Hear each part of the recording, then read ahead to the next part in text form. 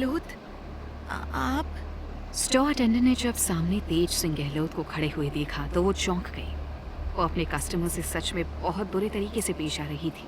उसने कभी सोचा तक नहीं था कि अचानक से मैनेजर ब्रांच स्टोर में आ जाएंगे। आमतौर पर ऐसे हाई लेवल के मैनेजमेंट कभी ब्रांच स्टोर में नहीं विजिट करते थे। सर, मैं आपके लिए कुछ लाऊं?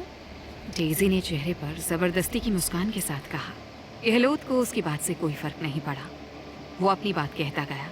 मैंने तुम्हें ट्रेनिंग के दिनों में समझाया था कि हमारा हर कस्टमर हमारे लिए वीआईपी गेस्ट है और तुम अपने वीआईपी गेस्ट को ऐसे ट्रीट करती हो। ज्यादातर इस लेवल का मैनेजमेंट स्टाफ अपने मन के भावों को अपने चेहरे पर नहीं आने देता। सभी आमतौर पर एक शांत और गंभीर चेहरे के साथ बात करते थे। इसीलिए डेजी समझ नहीं पाई कि असल में मिस्टर गहलोत इस बात से काफी नाराज थे और डेजी अपने बचाव में कहने लगी। आई एम सॉरी सर, पर अभी तक आप सिचुएशन समझ नहीं पाए हैं। ये हमारे कस्टमर नहीं है। असल में ये लोग यहाँ के कपड़े अफोर्ड नहीं कर पाएंगे। केवल वो वीआईपी जो हमारे कपड़े अफोर्ड कर सकते हैं, उनका हमारे यहाँ स्वागत है। पर ये लोग बेकार में हमारा टाइम वेस्ट करने आ जाते हैं। हमारे प्रोडक्ट्स की वैल्यू है सर, और मैं अपनी प्रोडक्ट की रेपुटेशन को बनाए रखने की कोशिश कर रही हूँ। डेजी ने अपनी अक्ल के हिसाब से जवाब दे तो दिया। गहलोत अब अपने कस्टमर के सामने डेजी जैसी कम अक्ल के साथ ज्यादा बहस करने के मूड में नहीं था।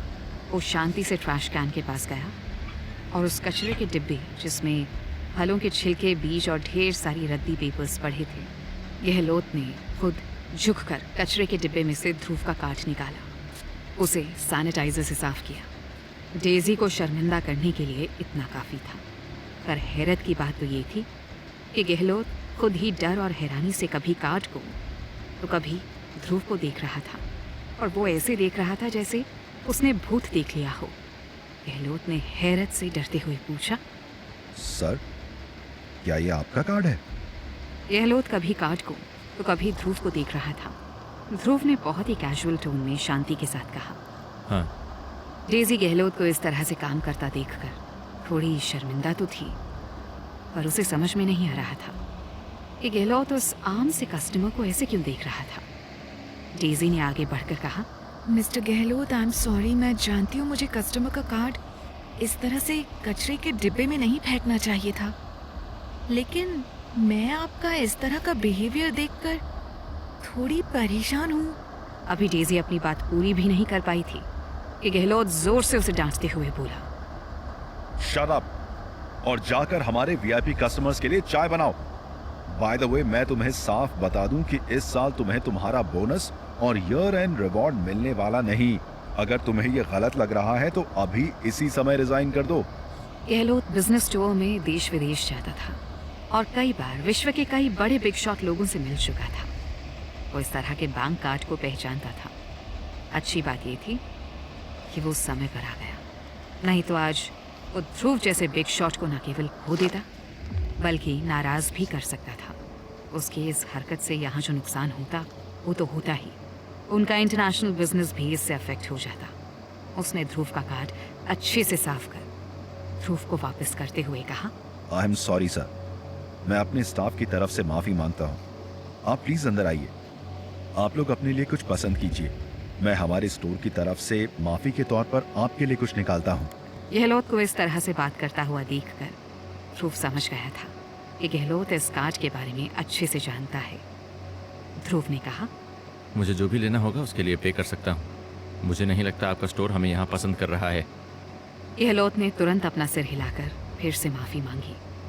वो आमतौर पर बहुत शांत रहता था, पर इस समय उसके चेहरे पर डर साफ दिखाई दे रहा था। गहलोत अच्छे से जानता था कि उसके सामने जो लड़का खड़ा था उसे नाराज नहीं किया जा सकता था। गहलोत को छोड़ो, उसके लग्जरी ब्रांड के पूरी बिजनेस चेन में कोई भी इस लड़के को नाराज नहीं कर सकता था। गहलोत ने तुरंत अपनी जेब से 2 गोल्डन कार्ड्स बाहर निकाले और ध्रुव को सौंपते हुए कहा, सर, मैं उम्मीद करता हूं कि मेरी स्टोर अटेंडेंट को नासमझ समझकर आप माफ कर देंगे। वो आप लोगों को पहचान नहीं पाई। इसमें सबसे बड़ा कसूर आपकी सादगी का है। मैं सोचता हूं कि आप अपनी सादगी के कारण हमें माफ कर देंगे। और सर, हमारी तरफ से इस गोल्डन मेंबरशिप कार्ड को आपको ऑफर करने में मुझे काफी खुशी होगी। प्लीज इसे एक्सेप्ट करें सर। ध्रुव ने जब स्टोर मैनेजर को इतने अच्छे से बात करते हुए देखा तो उसे कुछ अच्छा महसूस हुआ। वैसे भी उसे पहली बार इतनी रिस्पेक्ट मिल रही थी। ध्रुव ने स्टोर मैनेजर की रिक्वेस्ट मानते हुए गोल्डन मेंबरशिप कार्ड ले लिए। इन गोल्डन मेंबरशिप कार्ड से ध्रुव दुनिया में जब तक इस ब्रांड स्टोर में शॉपिंग करेगा वो फ्री रहेगी।